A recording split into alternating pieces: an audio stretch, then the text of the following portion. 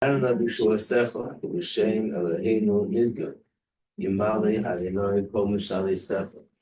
Ato yodaiti, ki Yeshia Adonai Meshichei, Yanehu Mishmei Koche, Biguris Yesha Yeminei. Eila Barecha, Veila Basusim, Anachnu b'shem Adonai Eloheinu Nazkin. Hema Koru v'nafolu, Anachnu Kamnu v'nasedo. Adonai Yeshia Hamelech Yaneinu v'yem Karem. Really have a little bit more to do in the to review. Gonna take a little detour today, just for now. Either it'll be the entire class or just the first part. I want to learn a short minor for the Alter Rebbe that's on this week's parsha, and the reason why I want to do it is because it's a very unique minor, something very unique about it. And let me explain what it is. First of all, let me show it to you. So this sefer that I'm holding here, this is called Likkutei Torah. Likkutei Torah is Mamar from the Alter Rebbe on every parsha, but it's basically three Chumoshim: Vayikra, Bamidbar, and Dvarim, and also the book of Shir. What happened to Bereshit and Shmos? So there's another volume that covers Bereshit and Shmos, but that volume has another name. But really, it's one set, and for a reason unknown to us, it has two names.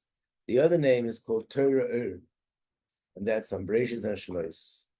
What we do know is that the first one was printed, and then the Maskilim, the Enlightenment movement, that was a movement of assimilation, assimilated Jews, and they were unfortunately big enemies of the frum Torah Jews. They tried everything within their power to cut down Torah, and unfortunately they succeeded tremendously.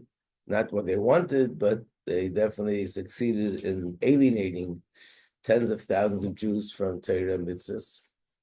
One of the things that they did, because they knew that the Chassidim were the strongest force that was fighting them, was that they tried to stop. There shouldn't be any Torah books. If there's no Torah books, there's no Torah. So they succeeded in closing down the printing press that printed books of Chassidus and other books of Torah for 10 years. So what happened was the first volume was printed, and that was on Bereshit and Shmos, and then they couldn't continue because the printing press was closed. Only after 10 years were they able to go back and do the second volume, and at that point, Tzemach Tzedek said to change the name to Likkutei Torah, whatever reason. But what are these Maimarim? We know Tanya, the Alter Rebbe wrote Tanya, but besides Tanya, like all the Rebbeim, he used to say Maimarim on Shabbos, on Yontif. So the Tzemach Tzedek said he sat down and he had in front of him 2,000 Maimarim, and from these 2,000 Maimarim, he chose which to put into this sefer. So this became the classic sefer, which has the Chassidus on each parsha. So this week we have the parsha of Achri Mos and Kedoshim.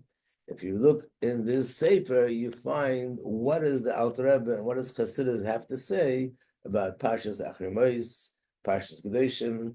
In fact, the Rebbe refers to this as the Chassidish parsha. This is the Chassidic insight into the parsha. In fact, all the Maimarim of the future Rebbeim, for most part, are based on these Maimarim. The Rebbe's Sichos, Tzugazut, are all based a lot on these Maimarim. And of course, each Rebbe in his generation elaborated and added, gave more depth to it. But these are, the Tzemach Tzedek told a story that when he was a young child, he was sitting on the Alter Rebbe's laps. And as a child, that's what it looks like. He was sitting on the Alter Rebbe's lap and he was stroking the Alter Rebbe's beard. So Alter Rebbe said to him, yes, keep combing my beard, keep combing. You'll do a good job combing out my beard. So Tzemach Tzedek said that gave him the power in the future to comb through 2,000 Maimarim and to choose which ones to put here into the sefer. So this mimer is in this sefer. It's it's different than any other mimer. It's really very small. I'll show you what it looks like in here. And this is the mimer.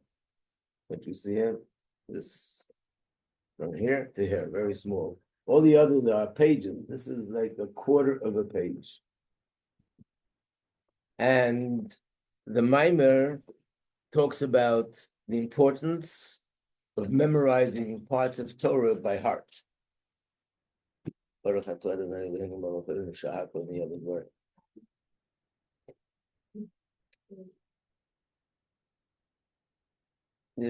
soon see the importance of memorizing parts of Torah by heart, what are the advantages in that. And the Frierdiker Rebbe writes that the origin of this mimer is that the mimer, it talks about memorizing parts of Torah by heart, but it also has a very powerful spiritual power to it, and that is that learning this mimer helps a person memorize and retain information of Torah. When did the Alter Rebbe say the mimer the first time? After the Magid of Mezrich was nostalgic. So then it was extremely necessary to remember what the Magid said, all his teachings.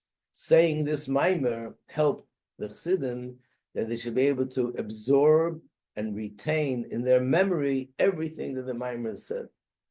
And the Frierdiker Rebbe said that my father, which was Rebbe Rashab, the year, he called it the year of Shnas HaPrida, the year of saying goodbye, which means the Rebbe Rashab was nostalgic in 1920. During that year, he spoke to him a lot about this mimer. And the Frierdiker Rebbe said, it didn't even dawn on me why he's talking to me about this mimer. But it turns out that year, the Rebbe Rashab was nostalgic. Good morning. He passed away. And saying the mimer, again, did accomplish the same thing, that it helped to retain in memory everything that you saw, everything that you heard, that the Rebbe is alive in your mind, just like it was when you saw him with your physical eyes. Even though a Rebbe is a different category, but nevertheless, it says that this was behind it. And perhaps it is for the purpose of the Chassidim. But in many letters, when people write to the Rebbe that they feel that there's a weakness in their memory, the Rebbe told them, study this mimer by heart. The mimer talks about learning other things by heart. The Rebbe will tell them, study this mimer by heart, and that'll help you with having a stronger memory. And by the way, if we're talking about that, there's another letter from the Rebbe, and it's actually based on a letter of the previous Rebbe, that every one of our kaiches, of our different senses and powers that we have, if you're confident with it, it's stronger. If not, that makes it weaker. But more than all of them is the memory. That if a person convinces himself that they have a weak memory, the memory will become weak. And if a person thinks of themselves they have a good memory, the memory will be strong. So try to remember that you should think positively about your memory. Like they say, blueberries are very good for memory, but I never remember where I put my blueberries. Okay, so we can learn the mimer inside. Fortunately, there's a young man who took this mimer and translated it in English. So I'm going to give it out, and we'll learn just the mimer now. This is the time of the year to learn it. There's another thing here which it says in the Sikh of the Frierdiker Rebbe, something very powerful, and that is, everyone knows that Tanya is like, this is the source, this is the essence of all Maimonides and Chassidus. But he writes that when a person says the words of Tanya, and of course learns Tanya, what it does, it reveals the nefesh, ruach, and the shama of the person's soul. But when a person learns this mimer, that reveals the yechid of the neshama. So it's really a very powerful statement that is saying there's something about this maimer even more than what is in Tanya. So we'll learn it now.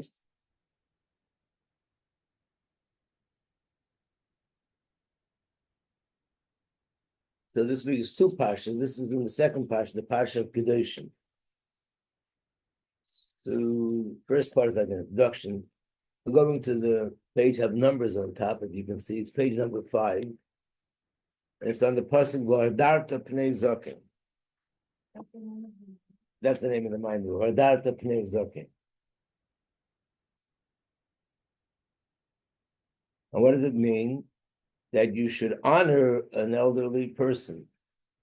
But the Gemara says, Zeh shekana chochmah.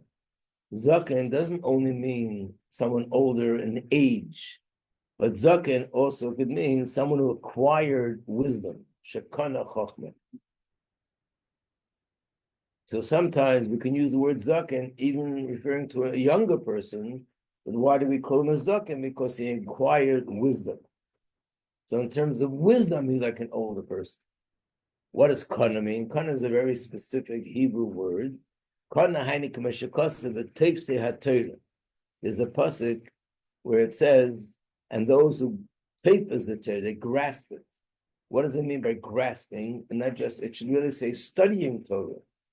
So the answer is because there's two ways of studying. One way of studying it, but it's not necessarily absorbed deeply in my memory. And the other is when it becomes deeply absorbed in the memory, permanently absorbed in the memory. Got it? Thank you very much. I need the 2 pages. Okay. These are the ones you took out. Thank you very much. Okay, so I think you all probably need this. This is two more pages that fell out of the original. Sure, if you don't mind, to give this out. Thank you.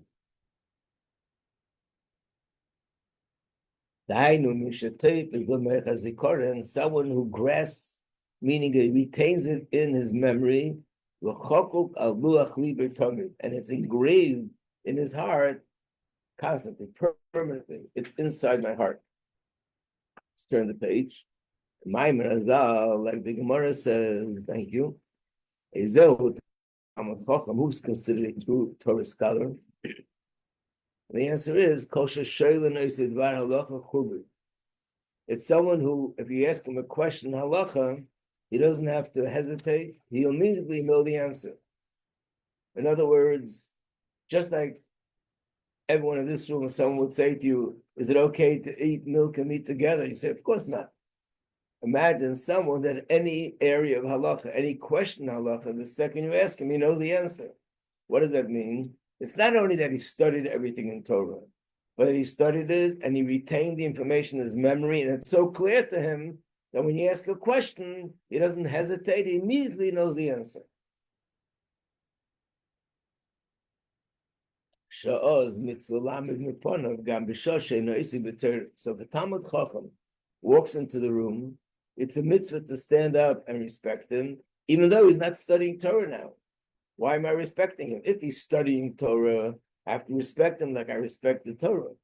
But if he is not studying Torah, why do I need to stand up for him? And the answer is, Hashem dwells internally in him.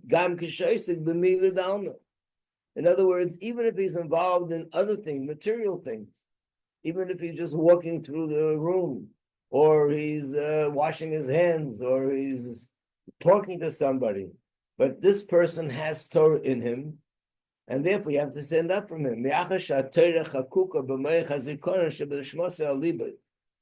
that the Torah is engraved in the memory. So what's the difference if the words of Torah are written on parchment, or the words of Torah are written in my heart and in my mind? Just like a Sefer Torah is brought into the room, everyone stands up. Why? Because the Torah has Hashem's presence in it. The Shekhinah is there. So you have to stand up. So I have words of Torah written in my head and in my heart, so everyone has to stand up because I have words of Torah, and Hashem and Torah are one, So therefore, it means Hashem's presence is found within me. So I guess if somebody studies Torah and forgets what they learn, so it's not written in their head. It's gone. It's like writing something down on a piece of paper and then it gets erased. Or from age, the ink fades away, so it's not there anymore. But if it's still there, then Hashem is there, because Hashem and Torah are one. And this is brought out more clearly in the Zohar at the end of Parshas Kedoshim. And therefore, now he's concluding practically what does it mean for us. Called Ishnilva, every person that Nilva comes from the word lave. I guess it means a person whose heart is passionate about Hashem. And his heart moves him. Next page. The Kolsa Nafshen is so yearns to he wants to be connected to Hashem constantly. No one ordinarily is connected to Hashem constantly. When a man puts on tefillin, while he puts on the tefillin, he's connected. When a person makes a bracha, he's connected. When a person davens, he's connected. When a person eats matzah, he's connected. But before and after, there's no connection.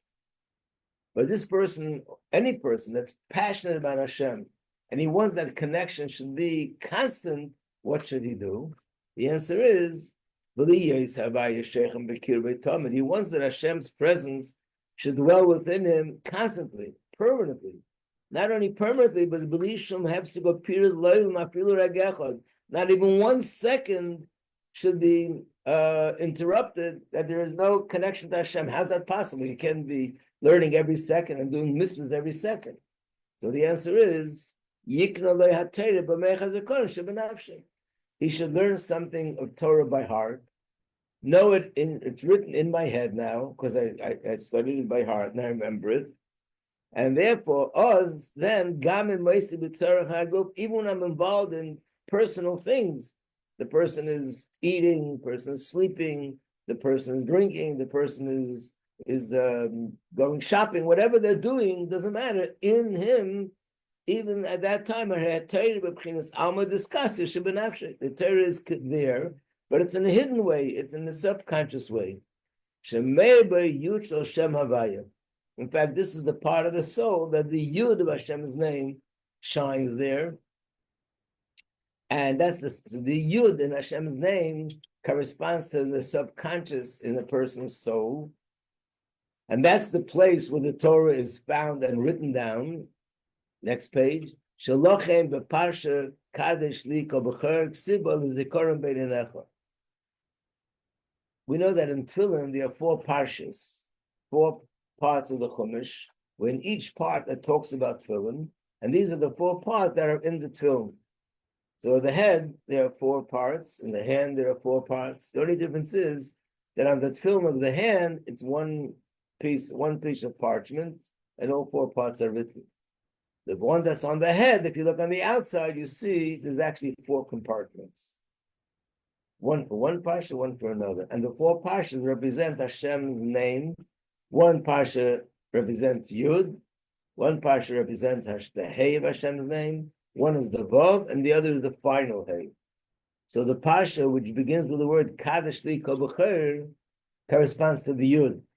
And in that parsha, it says, Ulizikorim Beinenecha. This should be something you remember between your eyes. The tefillin that's on the head is between the eyes in the middle, and it's for remembrance.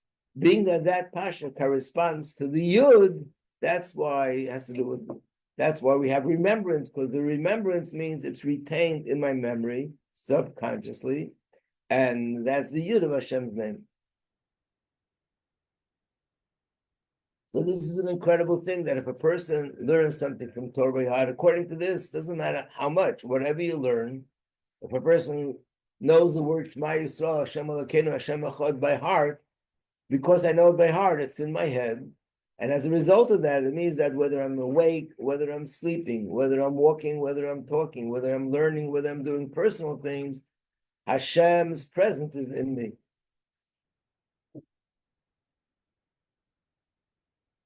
We know one of the things that the Rebbe requested and this became accepted and done by Hasidim all over the world, and maybe other people as well, is that the children should know by heart 12 different psukim and passages. Some are from Chumash, some are from Chazal, Gemara, some of them from Tanya. 12, the pasuk Shema Yisrael, Torah Tziva Lanu, and the 12. The Rebbe introduces actually on Lag BaOmer. That's when it happened. It was Lag BaOmer by a parade, and the Rebbe spoke about children learning these things by heart. So exactly why the Rebbe said it, and why he said it that time, and why he chose these 12 psukim, that's beyond us. But the general idea that a child knows words of Torah by heart, what does that mean? That means that these words of Torah are constantly in his head, and he has Hashem's presence in his head. And therefore, obviously, if Hashem's presence is in me, it has a certain effect on me spiritually, that to lead me in the right direction. And with this, we'll understand another thing.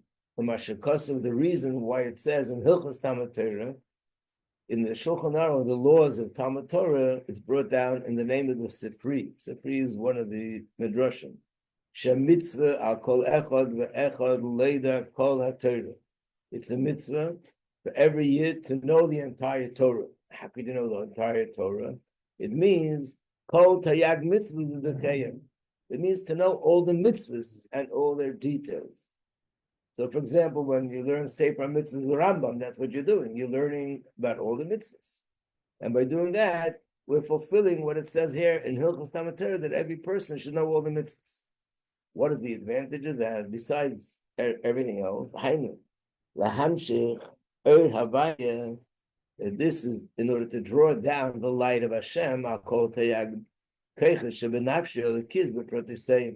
This draws down all the 613 lights of Hashem, the 613 keiches of my soul. In other words, there's 613 mitzvahs. There's also 613 parts to the human body. We have 248 organs and 365 veins. And just like there are 613 parts to the body, there's also 613 aspects to the soul. So there's basically 3 sets of 613. One is 613 mitzvahs. The other is 613 parts to the body, the organs and the veins. And the third thing is the 613 aspects of the soul. There's also a fourth thing. What's the fourth? Any idea? Give you a hint. We had it in Basi Lagani.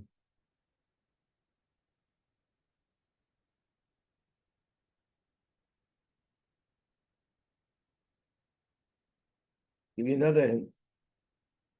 Something about a rope. Right. Rabbi said the rope represents the Torah mitzvahs, and it has 613 strands. And the reason why is, and the neshama has 613 aspects, is to connect our 613 aspects with Hashem's 600. So basically, there's 4 sets of 613. Hashem in the spiritual realm, even though there's 10 spheres, but if you break it down to details, these 10 could be broken down into subdivisions, which would add up to 613. Even though it's hard to understand how did that happen. So if you remember when we learned Basi Lagani, I gave you an example of the Aseret HaDibros. The Aseret HaDibros are 10 commandments, but Rashi says that there are 613 letters in the Aseret HaDibros. And Rashi adds that all 613 are branches of these 10. And Rashi even says which sefer, there's a sefer, that in that sefer he shows which mitzvahs branch out from which one of the 10. So here you have an example that there's 10, and this 10 branches out to 613. Of course, there's always some little but. The but is, it's not 613 letters, it's 620. Because there are what? 7 mitzvahs that are abundant, right? So basically, we see an example of something which is 10, but you break it down to details, it could add up to 613. So the same thing is here.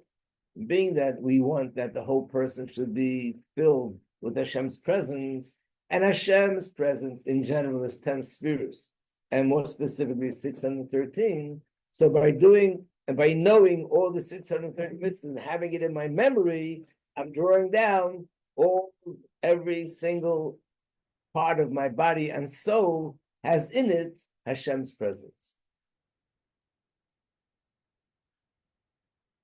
Okay, let's turn the page. This is the meaning of the pasuk. The pasuk in Shir Shirim, which is a metaphor and talks about Hashem and the Yidden, like a husband and wife, or chassan and kala. There's a pasuk that says, "Kulach yoper ayosi umum ein bach." You're completely beautiful, and there's no blemish in you. What does it mean? It means kulach daika. You're completely beautiful, which means that every single aspect of the soul, all 613, have godliness in it, because I know all 613 mitzvahs in my memory. Now another thing. So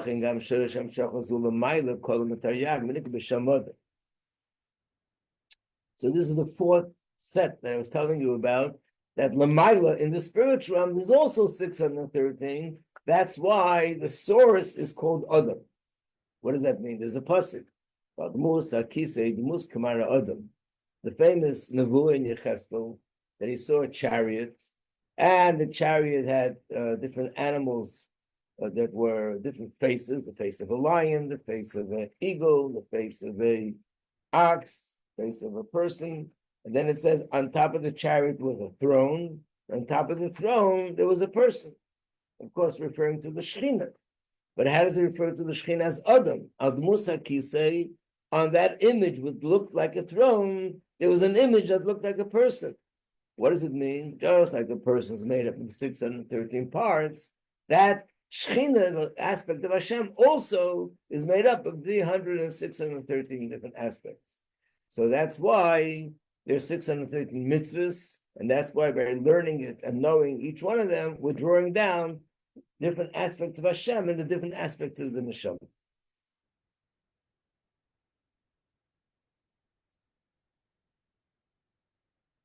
But again, even if I'm not learning 613, I learn a pasuk chumash, I have something from Tilim that I know by heart, I have something from Gemara, something from chumash, something from Tanya, something from Mishnayos, anything I have in my head means I have Hashem in my head. However, because of the difficult times, the Keitzer Ruach Das HaMasig, and the fact that our intellect doesn't really have the capacity to understand things so deeply, and also because the subjects are so deep that we can't understand it. And also, it's not easy for every single person to have all that information in their head. Al Kopanim, at least, the Pachas Yishtadl, every person should make an effort. The Kabel Oizvitz to take on strength. Likneis B'lachkei B'meich as a Kohen Benafshe, to acquire and to engrave in their brain, in their memory, at least, okay, just a little bit. That's all 5 Chumashim to know that by heart. That's also, for us, that's also way beyond. But Al Rebbe is making it easy. Okay, you don't do the whole Torah, just the 5 Chumashim. Why the 5 Chumashim? Because the 5 Chumashim, that includes everything. So in a way, if I know the 5 Chumashim by heart, in a way it's like I'm knowing everything by heart, because in the 5 Chumashim, you have everything, the written Torah and the oral Torah. Kaneda, that's known, Rabbi Kiva Yuderish al Kol Kois V'Kois Tili Tilim Shalalachas. Rabbi Kiva would expound mountains and mountains, or mounds meaning like hills of Torah laws, just from the koitz on top of the letters. You know that each letter has a little line on top? That's called koitz, or sometimes they're called crowns. Not only he was able to teach what the deeper lesson is in the words that are found in the Torah, even those lines he explained what it teaches us, and not a little but a lot. That means that everything that's found in the oral Torah is included in the written Torah. Just in the written Torah, Heim Behelim Gadol, they're just very deep, very hidden, B'alma Diskasya. That's called Alma Diskasya, the hidden world. So basically, if you learn Chumash, in a sense, you have the whole Torah in your head.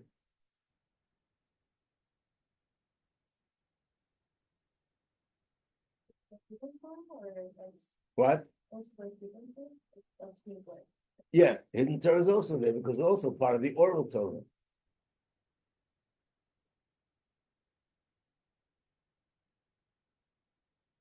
And then the Alter Rebbe says, let me do more than that. Let's learn something from the oral Torah directly. Which one should I choose? Can't do everything. Ma'amad Isgalio Torah Shalopeh. You want to learn something from the revealed Torah. What's the revealed Torah? That's the part that's the oral Torah compared to the Chumash, because everything in the revealed Torah, everything in the oral Torah is already in the written Torah. Al kaponim lepachas yikna v'yachkei seder kotshim. At least you should learn one order of Mishnayos, kotshim. That's also, you know what Mishnayos is? There's 6 volumes, and there's one volume that's all about the korbanim, the sacrifices. The Alter Rebbe says, learn that volume by heart. Why that volume? It's called Chochmah B'Divrei Hazal. Chazal say that it's called Chochmah. So what's so unique if it's called Chochmah? So in the English, they add, this is based on what the Rebbe explains, because Chochmah is the part of the brain for memory. You know, there's Chochmah and there's Bina and Das. And we know that the different faculties have different, in the brain, these 3 faculties have different functions. The part of the brain that's related to memory is Chochmah. So we should learn that part of the oral Torah, Kotshim, because that's related to Chochmah. And another thing, learning this part of Torah, it's all about the sacrifices, which we don't do today. But being that it's about the sacrifices, the Arizal says you should know learning this brings atonement, just like in the times of the Beis Mikdash when we brought a sacrifice. Let's turn to the last page. This is that you just got with those 2 last pages. There's another place where it also talks about this pasuk, but that's in a different maimer. It's in a different place, in a different maimer that begins with the word shchoir ani v'nova. And Friedrich Rebbe said that the hidden reason why the Alter Rebbe, the Tzemach Tzedek put some things in this maimer and some things in the other maimer. We're not going to learn the other maimer; that's a little bit more complicated. But this maimer we can learn, we can understand. So based on this, we can understand the importance of doing that. I think everybody should try to make an effort to do that. So basically, what should you learn? Should you learn the whole 5 Chumashim? Should you learn the whole Masechta Kachim? No, I don't think it's a good idea. But maybe, first of all, the 12 Psukim is a good thing to learn. Because I would think if the Rebbe chose these 12, maybe it's also the same idea that these 12 somehow are general, that they include everything else in one way or another. But being that Chassidus in general has a very strong impact on the neshama, so it might be a good idea to learn something from Tanya. But whatever a person can, you learn 5 lines, 6 lines, 7 lines. You can learn from different chapters. My humble suggestion would be to learn the first chapter. Why am I saying that? It's on based on, like it says here, being that the written Torah includes the whole Torah. I think the beginnings always include everything that comes later. So the first chapter of Tanya, or the beginning of the first chapter of Tanya, includes everything that's going to come later. So it might be a good idea to study at least the first few lines in Tanya by heart.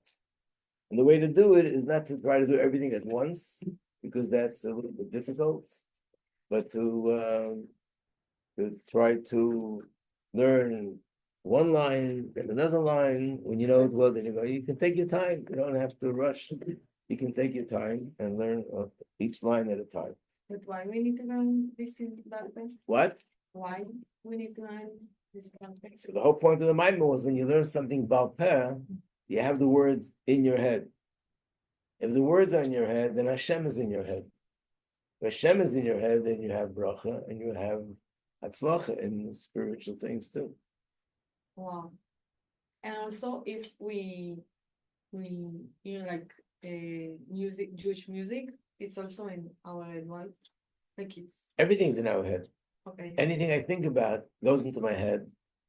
And Jewish music, if it's music, stam music, it's stam in my head. If I sing a niggin that's, let's say, one of the Rabbeim made, like the Alter Rebbe's nigunim, or the niggin the Rebbe taught, that also has a certain element of Kedusha in it. But the strongest thing is words of Torah. Like you said, the Sefer Torah has the words written on ink. In my head, it's written in a different way, but the words are in my head. And the point is to know it by heart with the words, exactly, not the idea, not the concept, but the actual words. And then it's like it's written in my head. Little children today learn Tanya by heart. They do it with a song. They make a song to the words, then it's easier to remember. I have a 2-year-old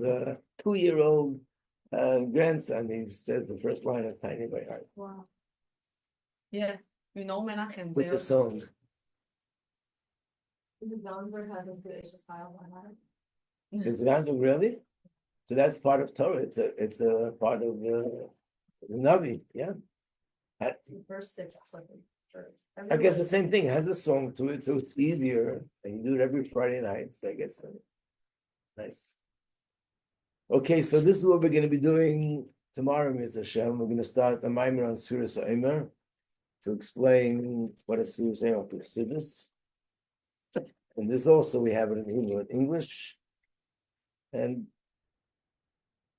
it'll be, I'll try to learn it before we finish counting Sfiras HaOmer, so we want to know what we're doing. Okay, Slachat, a good day, everybody.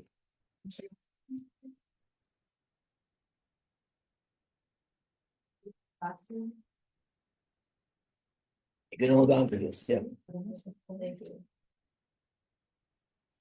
By the way, it's also any mimer, I told you, I don't know if you remember, that if you want to have a copy we can write on the side, just let me know, because we have some copies that are not for this, or we can make a copy.